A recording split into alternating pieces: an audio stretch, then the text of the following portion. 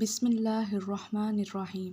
السلام علیکم ناظرین، اسلامک شارٹس میں خوش آمدید۔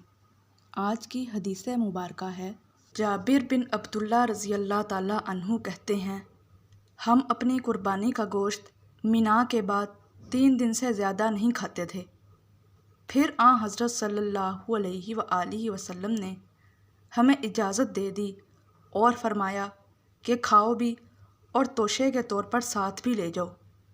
چنانچہ ہم نے کھایا اور ساتھ بھی لائے۔ ابن جریح نے کہا کہ میں نے عطا سے پوچھا، کیا جابر رضی اللہ تعالیٰ عنہ نے یہ بھی کہا تھا کہ یہاں تک کہ ہم مدینہ پہنچ گئے؟ انہوں نے کہا کہ نہیں، ایسا نہیں فرمایا۔ حضرت ابو سعید بن مالک خدری رضی اللہ تعالیٰ عنہ سفر سے واپس آئے تو ان کے گھر والے قربانی کا گوشت ان کے سامنے لائے۔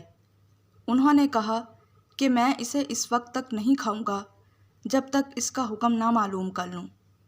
چنانچہ وہ اپنی والدہ کی طرف سے اپنے ایک بھائی کے پاس معلوم کرنے گئے۔ وہ بدر کی لڑائی میں شریک ہونے والوں میں سے تھے، یعنی حضرت قتادہ بن نعمان رضی اللہ تعالیٰ عنہ۔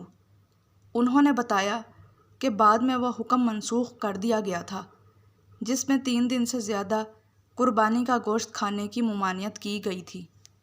عبد الرحمن بن عابس کے والد نے بیان کیا، میں نے عائشہ رضی اللہ تعالیٰ عنہا سے پوچھا، کیا نبی کریم صلی اللہ علیہ وآلہ وسلم نے 3 دن سے زیادہ قربانی کا گوشت کھانے سے منع کیا ہے؟ انہوں نے کہا کہ نبی صلی اللہ علیہ وآلہ وسلم نے ایسا کبھی نہیں کیا، صرف 1 سال اس کا حکم دیا تھا جس سال قحط پڑا تھا۔ نبی صلی اللہ علیہ وآلہ وسلم نے چاہا تھا اس حکم کے ذریعے کہ جو مال والے ہیں وہ گوشت محفوظ کرنے کے بجائے محتاجوں کو کھلا دیں، اور ہم بکری کے پائے محفوظ رکھ لیتے تھے اور اسے 15 دن بعد کھاتے تھے۔ ان سے پوچھا گیا کہ ایسا کرنے کے لیے کیا مجبوری تھی؟ اس پر ام المؤمنین حضرت عائشہ رضی اللہ تعالیٰ عنہا ہنس پڑیں اور فرمایا، آل محمد صلی اللہ علیہ وآلہ وسلم نے سالن کے ساتھ گیہوں کی روٹی 3 دن تک برابر کبھی نہیں کھائی، یہاں تک کہ آپ اللہ سے جا ملے۔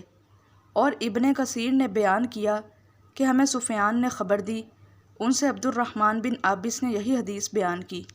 ناظرین اور سامعین، پلیز آپ میرے اس چینل کو لائک کریں، شیئر کریں اور سبسکرائب کریں۔